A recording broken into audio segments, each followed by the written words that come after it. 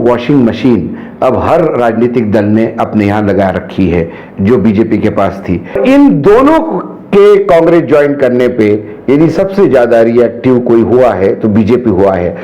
दोनों नेता कांग्रेस के लिए जरूरी क्यों? दोनों युवा है, दोनों फायर ब्रांड है, दोनों जमीन से जुड़े हुए हैं, जो अब कांग्रेस में बहुत कम लोग दिखाई देते हैं। आम आदमी पार्टी जाती है, वो कांग्रेस का बेस खाती है, ये बार बार हम देख रहे हैं। आम आदमी पार्टी जब जाएगी गुजरात में तो वो कांग्रेस का ही बेस खाएगी। नमस्कार, स्वागत आपका हिंद वॉइस में। लेकर आया हूं आपका अपना कार्यक्रम अशोक वानखेड़े बोलता है। जब अशोक वानखेड़े बोलता है तो फिर अशोक वानखेड़े तोलता है। इस बार क्या तुलेगा? इस बार तुलेगा फिर सत्ता पक्ष, क्योंकि विपक्ष में यदि कोई हलचल होती है तो सबसे ज्यादा आंदोलित हो उठता है सत्ता पक्ष। मैं बात कर रहा हूं कांग्रेस में दो युवा नेता प्रवेश कर रहे हैं। एक है जगदीश मेवानी जो गुजरात से आते हैं, दलितों के नेता हैं।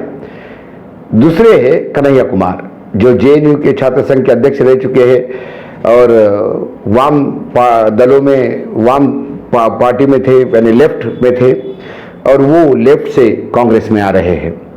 और इन दोनों के कांग्रेस ज्वाइन करने पे यदि सबसे ज्यादा रिएक्टिव कोई हुआ है तो बीजेपी हुआ है, हमलावर हुआ है तो बीजेपी हुआ है। मुझे ये समझ में नहीं आता, आपके यहाँ यानी भारतीय जनता पार्टी में आए दिन आप दूसरे पार्टियों से लोग इंपोर्ट करते हैं, लगातार आयात करते हैं। आपने अभी लेटेस्ट उदाहरण तो बंगाल का देखा कि कैसे बंगाल में रोज विधायक और सांसद ज्वाइन करवा रहे थे और पार्टी के लोग तृणमूल कांग्रेस के ज्वाइन कर लिए थे। उसके बाद वो कैसे वापस चले गए। उत्तराखंड में पिछली बार जब विधानसभा चुनाव हुआ तो चर्चा ये थी कि कौन सी कांग्रेस जीतेगी, मोदी कांग्रेस जीतेगी या सोनिया कांग्रेस जीतेगी, क्योंकि बीजेपी में ज्यादातर लोग वही चुनाव लड़ रहे थे जो कांग्रेस से गए थे। नारायण राणे, अभी महाराष्ट्र के नारायण राणे को आपने कैबिनेट मंत्री बनाया, कमेटी और एक उच्च स्तरीय कमेटी के मेंबर भी है वो, जो कैबिनेट कमेटी होती है, लेकिन वो भी कांग्रेस से होते हुए आए हैं। तो ऐसी कई चीज़ें हैं। मुझे लगता है कि भारतीय जनता पार्टी को अब इस बात पे थोड़ा सा विश्वास भी रखना पड़ेगा और ये जानना भी पड़ेगा कि वो वॉशिंग मशीन अब हर राजनीतिक दल ने अपने यहाँ लगा रखी है जो बीजेपी के पास थी। भारतीय जनता पार्टी में एक वॉशिंग मशीन है जिसमें कमल ब्रांड का एक वॉशिंग पाउडर है। वो डालते से ही कोई भी भ्रष्ट नेता, कितना भी व्यभिचारी नेता जब दूसरे पार्टी से बीजेपी में आता है तो वो उस वॉशिंग मशीन से निकाल के स्वच्छ करके उसको अपनाते हैं। वैसे ही अब मुझे लगता है बाकी राजनीतिक दलों ने भी शुरू किया। कन्हैया कुमार को लेकर खासकर बीजेपी हमलावर है कि ये देश को तोड़ने वाली ताकतों के साथ जुड़ गए हैं और ये टुकड़े टुकड़े गैंग है। लेकिन ये आरोप है, कन्हैया कुमार लगातार भारत में घूम रहे हैं, उनके ऊपर न कोई आरोप साबित हुए हैं और ये परसेप्शन बनाया गया है। और यदि कन्हैया कुमार के ऊपर जो परसेप्शन बनाया है उसको बीजेपी सही मानती है कि वो भारत विरोधी है, वो देशद्रोही है, वो टुकड़े टुकड़े गैंग के मेंबर है, वो देश को तोड़ना चाहते हैं, तो फिर जब बीजेपी पीडीपी के साथ जम्मू कश्मीर में सरकार बनाती है तो पीडीपी क्या थी? पीडीपी ये ऐसा एक राजकीय दल है जम्मू कश्मीर का, तब भी अलगाववादियों के साथ था, आज भी अलगाववादियों के साथ है। तब भी पाकिस्तान की बात कर रहा था, आज भी पाकिस्तान की बात करता है। जो आतंकवादियों के हिमायती थे उनके गोद में बैठ के आपने जम्मू कश्मीर में सत्ता चलाई, क्योंकि आपको सत्ता में आना जरूरी था। सत्ता का मक्खन खाने के लिए किस प्लेट में आता है ये आप नहीं देखते, तो दूसरे पे आरोप क्यों? रही बात कांग्रेस के लिए ये जरूरी क्यों था? मैं कोई हम कोई कांग्रेस के प्रवक्ता नहीं है, लेकिन इस देश में यदि विरोधी पक्ष मजबूत नहीं हुए तो ये जो सत्ता का सांड है ये जब खुला छूटता है तो ये फिर पागल हो जाता है। इसके लिए अंकुश होना जरूरी है। इसलिए विरोधी जो पक्ष है, विपक्ष है, वो मजबूत होना चाहिए। यही लोकतंत्र की एक बहुत बड़ी मांग है। तो कांग्रेस में अभी तक बहुत सारे युवा नेता थे, राहुल गांधी के बहुत नजदीकी थे। राहुल गांधी ने जो एक्सपेरिमेंट किया था वो एक टीम बनाई थी अपने मित्रों की और उनको साथ लेके एक नया भारत बनाने के लिए चले थे। लेकिन बाद में पता पड़ा ये जितने भी मित्र थे वो मित्र अपने आप को राहुल गांधी से बड़े समझने लगे। हर एक की महत्वाकांक्षा इतनी बढ़ गई कि हर आदमी अपने आप को प्रधानमंत्री का भी दावेदार समझने लगा। जब यहाँ कुछ नहीं मिला तो पराजय पचाने की एक ताकत होनी चाहिए। जो पराजय पचा सकता है वही आने वाले समय में विजय की राह पकड़ सकता है। लेकिन 2 पराजयों के बाद ये लोग सत्ता का मक्खन खाने के लिए ऐसे भागे, चाहे ज्योतिरादित्य हो, चाहे सुष्मिता देव हो, चाहे तुम्हारे जतिन प्रसाद हो, ये सारे इसलिए नाराज हो गए कि इनको कुछ मिल नहीं रहा था।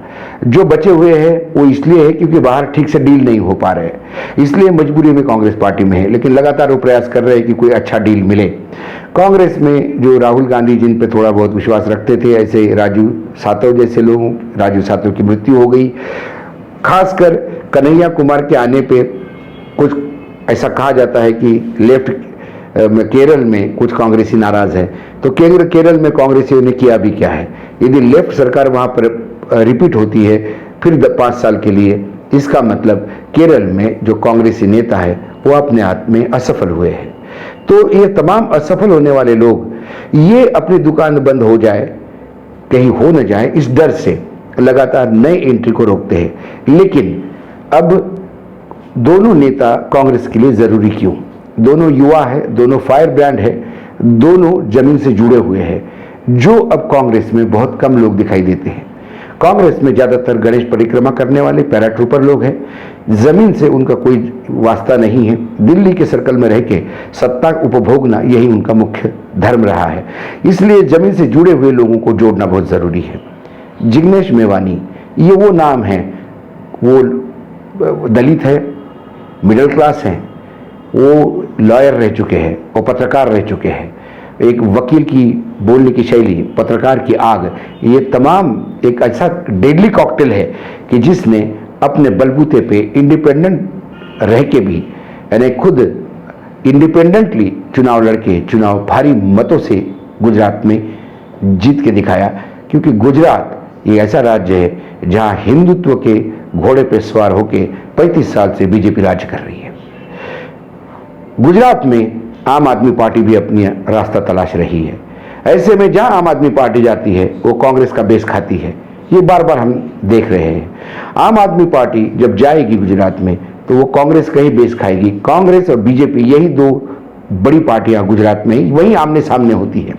पिछली बार कांग्रेस ने बीजेपी की स्थिति ये कर दी थी कि 100 का आंकड़ा पार करने नहीं दिया था, जबकि नरेंद्र मोदी प्रधानमंत्री, अमित शाह पार्टी के अध्यक्ष, तमाम मुख्यमंत्री, पूरी कैबिनेट, लाखों करोड़ रुपए ये सब झोंकने के बाद भी बीजेपी 100 का आंकड़ा पार नहीं कर पाई। इसके लिए कहीं ना कहीं हार्दिक पटेल, जिग्नेश मेवानी, इन सभी युवा नेताओं का एक बहुत बड़ा योगदान था। पटेल तो आ गए कांग्रेस में, हार्दिक पटेल, लेकिन मेवानी आने के बाद एक बहुत बड़ा दलित, वहां 7% दलित है। कांग्रेस हमेशा गुजरात में जब भी सत्ता में आई है दलित और ओबीसी के भरोसे आई है। आज वहां बीजेपी पटेल के भरोसे है। यदि वो 7% दलित इनके साथ आ जाते हैं, ट्राइबल ऑलरेडी गुजरात में करीब करीब 15-16% है, वो बीजेपी से छटकता दिखाई देता है। ओबीसी 26% है और वो ओबीसी पटेल नहीं है, कोली और ठाकुर एक समाज है, ये करीब वहाँ 20-22% का बैठता है और नान कोली नान ठाकुर वो बाकी ओबीसी में बैठता है। पटेल ब्राह्मण पाटीदार करीब 14% है और ब्राह्मण जैन राजपूत ये 15% आते हैं सारे। तो ये यदि गुजरात का टोपोग्राफी है, यदि ये परसेंटेज एकदम मोटे मोटे तौर पे देखें तो मेवानी का साथ आना ये बीजेपी के लिए वहाँ परेशानी खड़ा कर सकता है। आम आदमी पार्टी के लिए कहीं रोड़ा बन सकता है, क्योंकि वो दलितों में घुसपैठ करने वाली आम आदमी पार्टी, कहीं वहाँ उनको ब्रेक लगेगा। और मेवानी ये पैराट्रूपर नहीं है, ये जमीन से संघर्ष से निकले हुए नेता है, इसलिए उनका गुजरात में घूमना, युवाओं को जोड़ना कहीं ना कहीं पार्टी को मजबूत कर देगा। दूसरी तरफ वही दलित फेस वो यूपी में भी यूज कर सकते हैं, क्योंकि जगदीश मेवानी पिछले बार दलितों के लिए पूरे भारत में एक संगठन बनाकर जगह जगह जन जागरण का काम कर रहे थे। चाहे महाराष्ट्र हो, चाहे केरल हो, चाहे जम्मू कश्मीर हो, हर जगह जगदीश मेवानी छाए हुए थे। वो जगदीश मेवानी आने वाले समय में पंजाब और यूपी में भी अच्छा प्रभाव दे सकते हैं। पंजाब में उन्होंने ऑलरेडी एक दलित मुख्यमंत्री बनाया, वहाँ कहीं ना कहीं दलितों को अपने साथ साधने का प्रयास कर रहे हैं, क्योंकि पंजाब में सबसे ज़्यादा दलित है। कन्हैया कुमार की बात करें तो कन्हैया कुमार एक बहुत अच्छे ओरेटर हैं, जो कांग्रेस में सख्त ज़रूरत है।